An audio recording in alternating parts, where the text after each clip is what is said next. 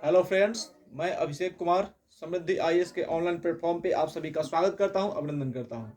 दोस्तों, BEd versus BTC case एक ऐसे मोड़ पे आ गया है जहां पे आर पार की लड़ाई जो है वो देखी जा रही है। दोस्तों, इसमें एमपी गवर्नमेंट जो एमए लेकर के सुप्रीम कोर्ट में गई है, इस केस में तो आर या पार हो ही जाएगा। दोस्तों, इसमें पता चल जाएगा कि सब्जेक्ट टू आउटकम का क्या मतलब है, इसका क्या इंपॉर्टेंस है, और वैसे अभ्यर्थी जो बीएड किए हुए हैं और जो नौकरी कर रहे हैं उनके साथ क्या होगा, ये भी पता चल जाएगा। दोस्तों, इस केस का असर बिहार, उत्तराखंड, मध्य प्रदेश, छत्तीसगढ़ और पंजाब तक, यानी कि उन सभी स्टेटों में पड़ने वाला है, उन सभी स्टेट के अभ्यर्थियों पर दिखने वाला है जहां पे या तो बीएड वाले को भर्ती में लिया गया है या उन्हें बाहर किया गया है।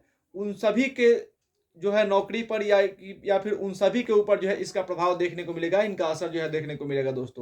दोस्तों तो अगर आप इस चैनल पे न्यू विजिट कर रहे हैं, नए विजिट कर रहे हैं, तो सबसे पहले इस चैनल को लाइक करें, सब्सक्राइब करें, कमेंट करें और ज़्यादा से ज़्यादा शेयर करें कि बीएड वर्सेस पीटीसी डीएलएड पे जो भी कोई नया अपडेट आता रहा है तो वो शीघ्रता से जो है वो आप तक पहुंच जाए। दोस्तों, अब हम बात करते हैं बीएड वर्सेस बीटीसी केस की। तो बीएड वर्सेस बीटीसी केस में मध्य प्रदेश की जो गवर्नमेंट है वो पूरी तरह से बीएड के समर्थन में आ गई है। दोस्तों, इसको हमने लास्ट सुनवाई में लास्ट जो आर्गुमेंट हुआ था वहां पे हमने देखा भी था कि किस तरह से जो है सॉलिसिटर जनरल तुषार मेहता जी को जो बुलाया गया था आर्गुमेंट के लिए।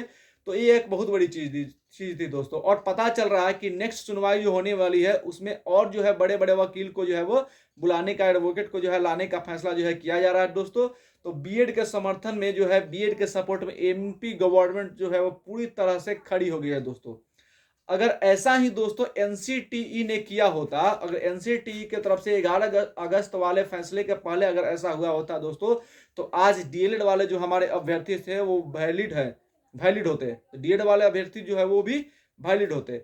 बीएड वर्सेस बीटीसी केस में दोस्तों एमपी गवर्नमेंट जो है वो बीएड वाले को नियुक्ति पत्र दे चुकी है और उनको ज्वाइन भी करा चुकी है, और उन्हें बचाने के लिए जो है सॉलिसिटर जनरल तुषार मेहता जी को ला करके खड़ा कर दिया है। तो एक बात तो है दोस्तों, बीएड वालों के लिए हो या डीएलएड वालों के लिए, इनके बीएड, चाहे वो बीएड के कैंडिडेट हो चाहे डीएड के कैंडिडेट हो, जो भी चीजें होती है उसमें मीडियम का काम जो है दोस्तों वो तो वकील ही करते हैं, एडवोकेट ही करते हैं, क्योंकि वही जो है वो अपने पक्ष को बेहतर तरीके से कोर्ट में रखते हैं। और जितना बेहतर तरीके से वो कोर्ट में अपने मुद्दे को रखते हैं, अपने बात को रखते हैं, उस पे ही जो है कोर्ट का डिसीजन निर्धारण हो जाता है कि डिसीजन जो है वो किसके पक्ष में जाएगा। ये सारी चीजें जो है डिपेंड करती है एडवोकेट के बहस पे कि वो कितने बेहतरीन तरीके से जो है अपनी बातों को कोर्ट के समक्ष रखता है। और इसको लेकर के एमपी गवर्नमेंट जो है वो अपने बीएड के अभ्यर्थियों को बचाने के लिए जो है एक से बढ़कर एक सीनियर जो एडवोकेट है उनको ला करके जो है सुप्रीम कोर्ट में खड़ा कर रही है और वो उनके लिए स्टैंड ले रही है। दोस्तों, अब हम बात करेंगे कि क्यों ये केस जो है वो इतना महत्वपूर्ण हो गया है। यह केस दोस्तों इसलिए इतना महत्वपूर्ण हो गया है कि यह दो मैटर को जो है वो फॉलो कर रहा है। पहला है सब्जेक्ट टू आउटकम का मुद्दा। इसमें दोस्तों कहा जा रहा है, एमपी वालों का कहना है, वहां पे एमपी की जो गवर्नमेंट है उसने यह मैटर रखा है कि जिसमें कहा जा रहा है कि राजस्थान में जो फैसला आया था वो राजस्थान तक ही रहेगा, उसका एमपी पे जो है कोई उसका लेना देना नहीं है। अब बात भी सही है दोस्तों, क्योंकि किसी भी स्टेट के हाई कोर्ट का अगर फैसला होता है तो वो उसी स्टेट के लिए मान्य होता है, ना कि दूसरे स्टेट के लिए। पूरे देश में जो मान्य होता है वो सुप्रीम कोर्ट का फैसला जो होता है वही पूरे देश के लिए मान्य होता है। इसलिए राजस्थान का कोर्ट का जो फैसला था वो राजस्थान में मान्य होगा और एमपी कोर्ट का जो फैसला होगा वो एमपी में मान्य होगा। तो ये जो कहा जा रहा है एमपी गवर्नमेंट की तरफ से कहा जा रहा है, और एमपी गवर्नमेंट बोल रही है कि सुप्रीम कोर्ट में जो मामला चल रहा था देवेश शर्मा वाला मामला, उसमें एमपी गवर्नमेंट जो है थी वो पार्टी नहीं थी, जिसके कारण सुप्रीम कोर्ट में उसे अपना पक्ष रखने के लिए जो है मौका मिलना चाहिए। और इसी को लेकर के जो है एमपी गवर्नमेंट जो है वो सुप्रीम कोर्ट में गई है क्लैरिफिकेशन के लिए। तो इनके लिए एक और चीज जो है एमपी गवर्नमेंट के लिए दोस्तों पॉजिटिव है, जो कि जस्टिस अनिरुद्ध घोष ने कहा है कि 11 अगस्त वाला जो फैसला आया था उसमें अपॉइंटमेंट को लेकर के कुछ भी क्लियर नहीं था। अपॉइंटमेंट को लेकर के चीजें जो है वहां पे साइलेंट थी।